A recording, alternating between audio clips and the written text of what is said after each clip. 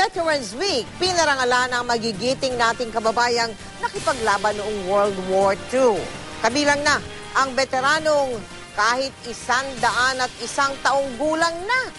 Matalas pa rin ang pag-iisip. Nakatutok si Mark Salazar. 101 years old na ang World War II veteran na si Private Tiburcio de la Cruz. Pero matalas pa ang kanyang memorya, lalo na kung tungkol sa pakikipaglaban nila sa Hapon ang pag-uusapan. 2 beses daw siyang nabihag ng Hapon at 2 beses ding nakatakas. Ang Hapon, kanya lang matapang disiplina.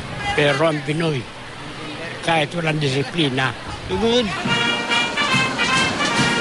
19,000 na lang ang nabubuhay na Pinoy World War II veteran at 86 years old na ang pinakabata. Pinarangalan ng ilan sa kanila, kabilang si Lolo Tiburcio.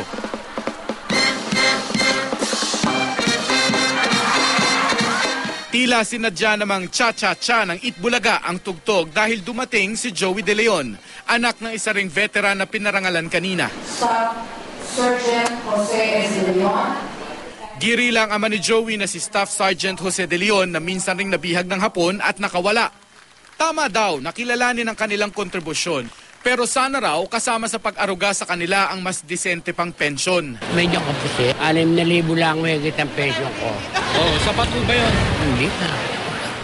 5,000 pesos kada buwan ang old age pension ng veterano at may 1,700 pesos na dagdag bilang disability assistance. Sabi ng Philippine Veterans Affairs Office o PVAO, may panukala na sa Kongresong gawing 10,000 pesos ang pension. Medyo malaking outlay ang kailangan doon, kaya ang proposal, dagdagan na 1,000 every year. Ibig sabihin, dahan-dahanin.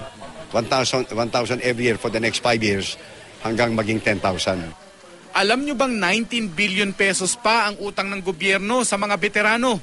Ito ang halaga ng Disability Assistance Package na nasa batas pero hindi ibinigay ng gobyerno sa mga veterano simula 1994 hanggang 2008. Ngayong taon pa lang ito sisimulang bayaran ng gobyerno. Pero 3 billion lang daw ang kaya ng 2013 budget. Mark Salazar, Nakatutok, 24 Oras.